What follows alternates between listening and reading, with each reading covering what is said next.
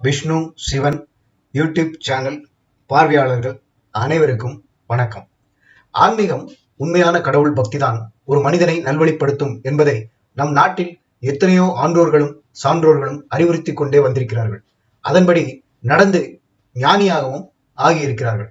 ஆழ்வார்களும் ஞாயன்மார்களும் தோன்றி நினைத்து பார்க்க முடியாத பக்தி செலுத்தி அந்த தெய்வங்களாலேயே ஆட்கொள்ளப்பட்ட சம்பவங்கள் நடந்த பூமி இந்த தமிழக பூமி. அவர்களுடைய பக்தி வரலாறுகளை நாம் படித்து பார்த்தாலே நமக்கு மெய் சிலிர்க்கும். அப்பேற்பட்ட மகான்கள் தோன்றிய பூமியாக இருப்பதனால்தான் இன்னும் தமிழகம் இன்னும் தன்னுடைய சிறப்பை இழக்கவில்லை. அப்படிப்பட்ட மெய்சிலிருக்கும் ஒரு பக்தி கதையை இந்த பதிவில் பார்ப்போம். அந்த அர்ச்சகர் வழக்கம் போல் அன்றும் திகைத்தார். அவரது மனம் பதறியது. அன்றும் கிருஷ்ணர் சிலையின் காதோரத்தில் சாணம் அப்பி இருந்தது. யார் செய்கிறார்கள் இந்த அநியாயத்தை? தினமும் இரவு கோயிலை பூட்டிக் கொண்டுதான் வீட்டுக்கு செல்கிறார். மறுநாள் கதவை திறந்து சிலையை பார்த்தால் கிருஷ்ணர் சிலையின் காதோரத்தில் சாணம். யாரிடம் சொல்வது இதை? பூட்டிய கோயிலுக்குள் யாரும் நுழைய முடியாதே. அர்ச்சகர் அபிஷேகம் செய்தபடியே, கிருஷ்ணா, என் மீது ஏதும் குற்றமா? தினமும் சந்தன காப்பு சாத்துகிறேன். காலையில் பார்த்தால் உன் காதோரத்தில் சாணம். ஏன் இப்படி என அரற்றினார் அர்ச்சகர். அபிஷேகம் முடிந்ததும் அலங்காரம் செய்தார். பக்தர்கள் வரத் தொடங்கினர்.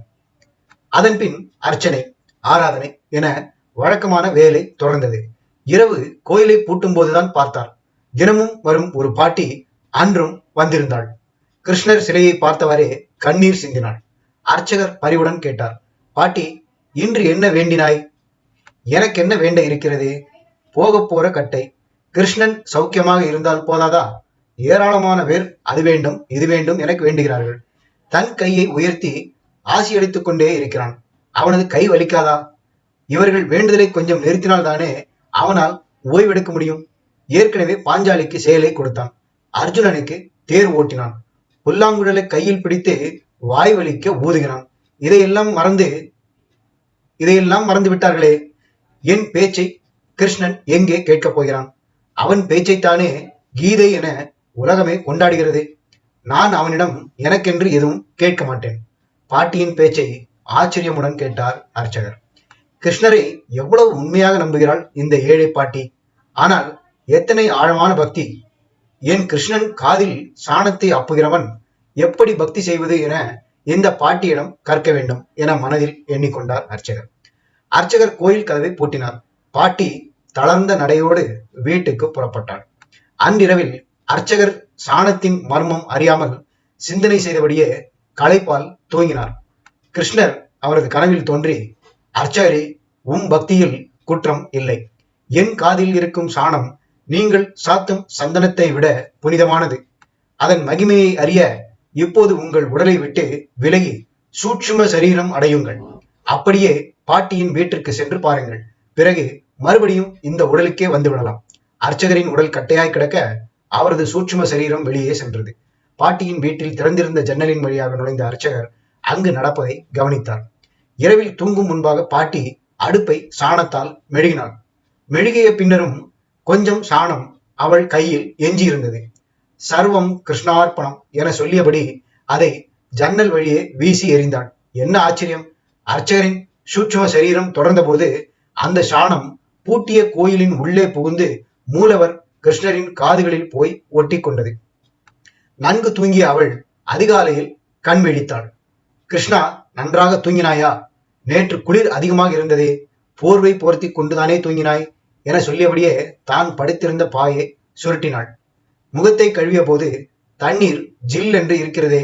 கிருஷ்ணா, உன் உடம்புக்கு ஆகாதே, வெதுவெதுப்பான நீரில் முகம் கழுவிக்கொள் என எண்ணியபடி வாசல் தெளிக்க தயாரானாள். கோலத்தில் ஒவ்வொரு புள்ளி வைக்கும் போதும் கிருஷ்ணா, கோபாலா, கோவிந்தா என திருநாமங்களை சொல்லியபடி புள்ளி வைத்தாள். பின் கிருஷ்ணரை வணங்கிவிட்டு அன்றாட பணிகளில் ஈடுபட தொடங்கினார். மீண்டும் தன் உடம்பை வந்தடைந்த அர்ச்சகர் தூக்கம் கலைந்து எழுந்தார். அன்றும் கோயிலுக்கு போனார். கிருஷ்ணர் சிலையின் காதில் ஒட்டியிருந்த சாணத்தை பார்த்ததும் அவரது மனம் மகிழ்ந்தது. பிரசாதமாக கருதி பத்திரப்படுத்தினார். அன்று மாலை பாட்டியின் வருகைக்காக காத்திருந்தார். அவள் வரவில்லை. அன்றிரவும் கனவில் தோன்றி, அர்ச்சகரே, நீங்கள் எடுத்து வந்த சாணம் உன்னதமான பிரசாதம். இனிமேல் அது கிடைக்காது என்றார் கிருஷ்ணர். ஏன் என கேட்டார் அர்ச்சகர். பாட்டியின் ஆன்மா என்னை வந்து சேரும் நாள் வந்துவிட்டது. உடல் நலம் இல்லாததால் இன்று அவள் கோயிலுக்கு வரவில்லை. நாளை அதிகாலையில் கோயிலுக்கு வரும் முன்பாக அவள் வீட்டுக்கு சென்றால் பல உண்மைகள் உங்களுக்கு புரியும். அர்ச்சகர் திடுக்கிட்டு எழுந்தார். அதன் பிறகு தூங்கவில்லை. அதிகாலையிலேயே பாட்டியின் வீட்டிற்கு விரைந்தார். உறவினர்கள் வாசலில் கூடியிருந்தனர். அவர்களை விலக்கியபடி உள்ளே சென்றார். குடிசைக்குள் அவள் உடல் கடத்தப்பட்டிருந்தது. அவள் ஆன்மா அப்போதுதான் உடலை விட்டு பிரிந்திருந்தது.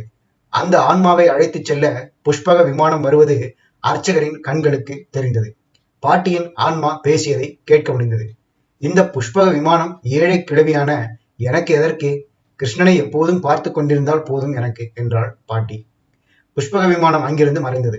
பாட்டியை தேடி கிருஷ்ணரே நேரில் வந்து, என் தாய் அல்லவா நீ, எப்போதும் நீ சொல்வதை கேட்டு அதன்படி நான் நடக்க வேண்டுமே என்ற கிருஷ்ணர் அந்த ஆன்மாவை 2 குண்டலமாக்கி காதுகளில் அணிந்து கொண்டார். குண்டலங்கள் தாய்ப்பாசத்தோடு அவருடன் பேசத் தொடங்கின. அர்ச்சகர் வீட்டிற்கு சென்று குளித்துவிட்டு அவசரமாக கோயிலுக்கு புறப்பட்டார். கருவறைக்குள் நுழைந்ததும் கிருஷ்ணர் சிலையை வியப்புடன் பார்த்தார். எந்த இடத்தில் சாணம் ஒட்டியிருக்குமோ அந்த இடத்தில் இப்போது அழகான குண்டலங்கள் இருந்தன. சுயநலமற்ற பாட்டியின் பக்தியை ஏற்ற கிருஷ்ணரை கண்டு கண்ணீர் விட்டார் அர்ச்சகர்.